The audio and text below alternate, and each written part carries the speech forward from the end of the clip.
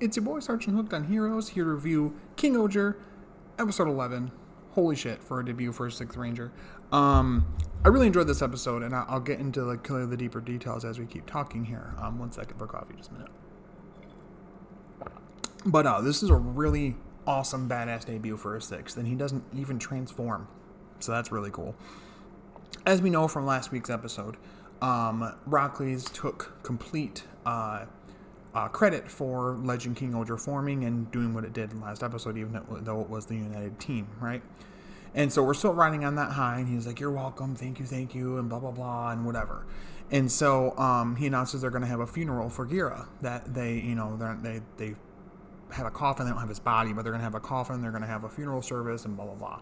And so the team comes up with a plan. Well, a few different iterations of said plan, I guess. But to have Gira be in that coffin clearly alive and to come out at the last minute and scare the shit out of everybody, showing that he's not dead and revealing to the world that, his brother's a fucking tyrant and blah, blah, blah. And so it's really funny because we get this really nice montage of different ideas they're going to do. One is Gira coming back as a zombie, which is just really ridiculous and stupid in the way they do it, and it's just dumb. And to keep having, they literally have in the sequence, all, Rackley's is there and all the actors repeating it every time for the sequence. It's really great. Himeno wants him to come back as a Jesus-like figure for some reason. Yes, my children, I have blessed you with my presence, blah, blah, blah, blah. I've returned in your, in your most dire hour. Just ridiculous. And then we get this Robot Gira thing, right? Where he's in this goofy role. I'm Robot Gira 2.0, blah, blah, blah. And yeah, it's ridiculous. They're kind of stopped by, mainly by Rita talking to them, like this isn't going to work. This isn't why I was here. We need to come up with a real plan. And leave it to Rita to always be the straight shooter. Honestly, I really like that about them. But Himeno gets under her skin because she guesses correctly that Rita is a fan of Mofun, that there's a show around Mofun. Mofun's not just a plush that she has a bunch of in that room. It's like a show, like an animated, maybe even like an anime that kids watch. She does too, though. And so she relates what they're doing in some way to the show and tries to reveal a spoiler about the newest episode that just came on or whatever. And she goes, does her weird scream thing and is like, no spoilers. I haven't seen it yet. That's pretty great. Meanwhile, Kaguragi is doing his best to play his two-faced, manipulative, sly fox thing with Rockley's, telling him, well, of course, I have no idea where Gira is, and, I don't know, Legend King-Ohger forming, it was nothing short of a miracle, just trying to play dumb because he really knows why it happened and where Gira is. And I do like this because I think that he's the most adept at being able to cover their tracks and give them a nice, story to go with, in terms of, needing to blend in or, just not tell the truth depending on where they're at. And I like them having that role on the team. You don't usually get that on Sentai teams. They're always the most, upstanding, goody two-shoes individuals they can be. And for a good reason, because it's a mostly child audience. You don't want to teach them to be criminals. But I like that Dabowski's able to still be his, very manipulative, trying to find the right advantage and angle type person that he is, and he doesn't throw that away just because he's part of the team now. I like that. I think that's really cool, and I think it works really well that they're not changing his character entirely just because of that.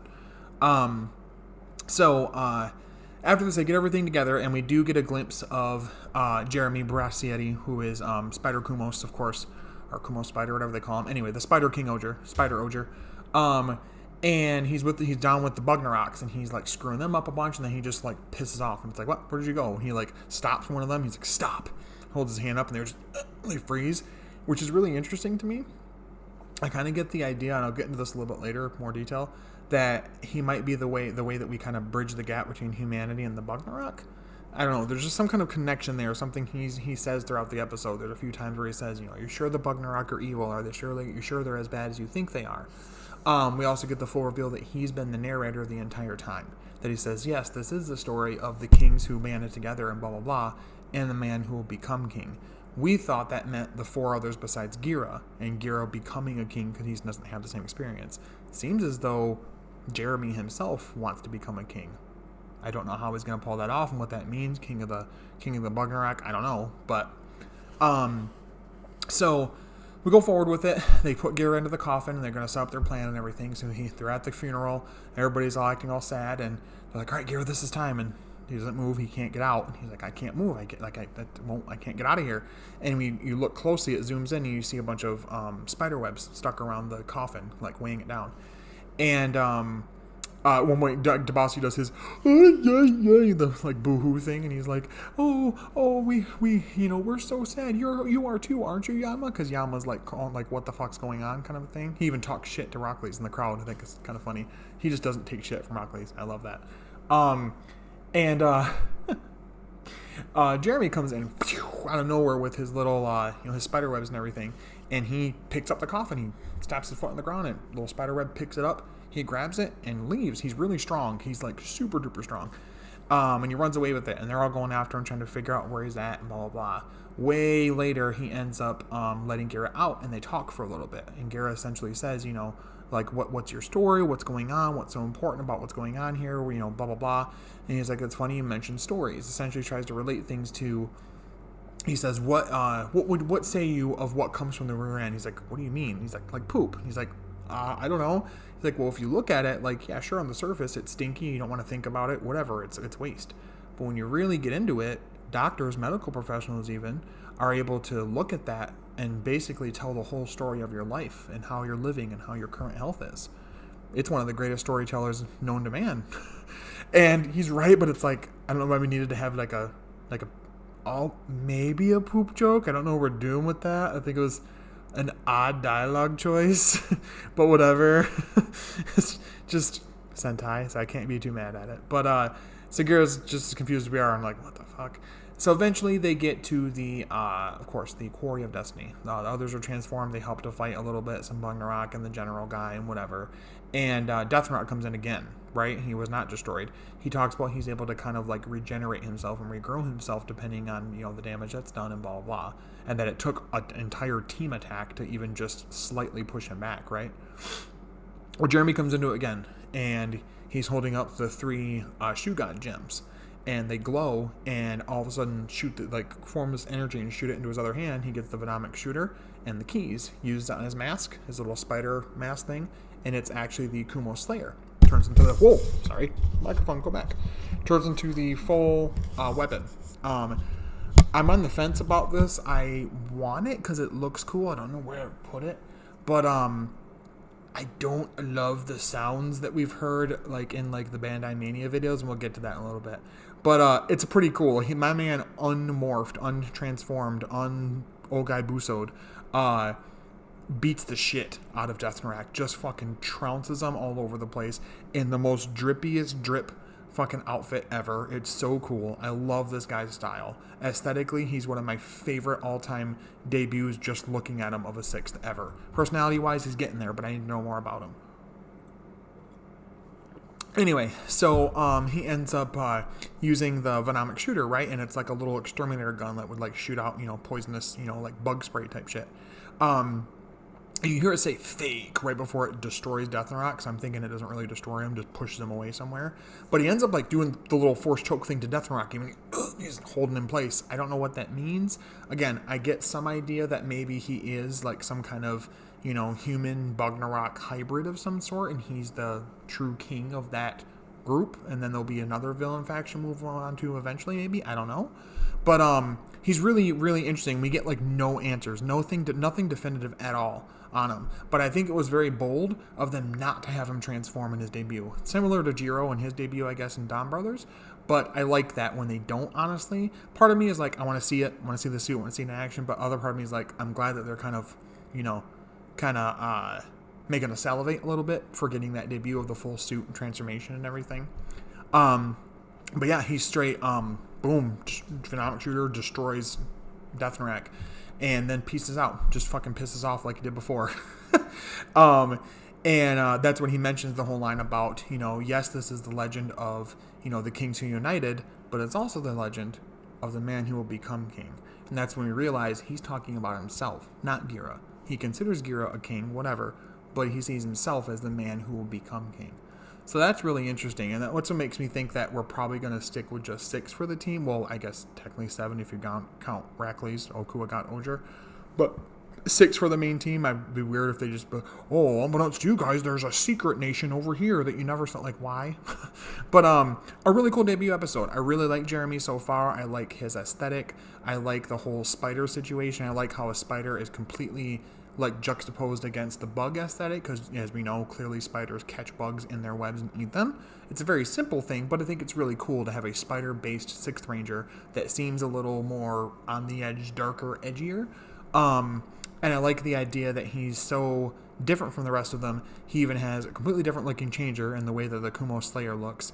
But also the Venomic Shooter being this like modern day looking exterminator spray gun. I think that's so cool. That's such a cool aesthetic along with the keys. It's so unique and I really, really like it. Just based on that is why I want the Slayer and the Venomic Shooter. But a really badass debut. Really cool fight scene with Deathrock, untransformed, kicking his ass. Really great humor throughout. Really great dialogue, character pieces. Overall, I have to give it, honestly, probably a straight banger 10 out of 10. Actually, I'm sorry, a straight banger 9.5 out of 10. It'd be a 10 out of 10 if he transformed. I'm not mad he didn't, but I would have liked to see it, and that would have elevated it to probably a perfect score.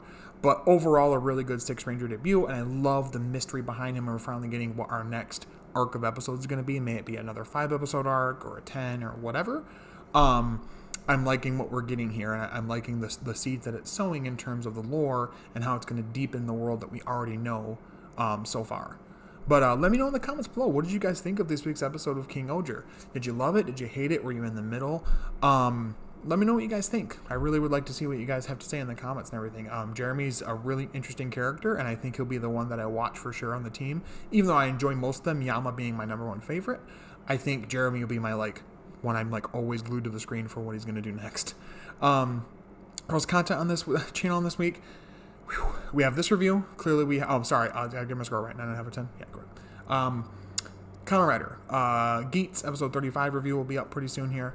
And we are honored that on the Henshins and Homies podcast, I'm not lying in any way. I'm telling you the 100% truth. I contacted and got him to agree to join us on the Henshins and Homies podcast. Mr. Tom Constantine's Kamen Rider Garoon himself, bodyguard of Neon Kurama, is going to be on our show. I'm not even kidding. We have questions lined up to ask him. It's going to be mainly focused on his experience acting and stunt choreography and being a rider now and blah, blah, blah, along with behind the scenes production tidbits, whatever he can tell us. But it's going to be pretty cool. It's really exciting to say to be able to say we've had an actor from one of these shows on our podcast. Now, saying that, I want to be very careful, clearly because he's associated with Toei, because he's employed by them. We can't talk about trying to get any spoilers or future storylines from him. When are you going to get a suit? When are you going to get a helmet? A henshin sequence? Blah, blah, blah.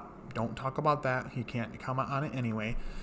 We can't talk about any unofficial things. That means the ways that we watch these episodes, we can't talk about too much. We just say we enjoy it and we move on from there.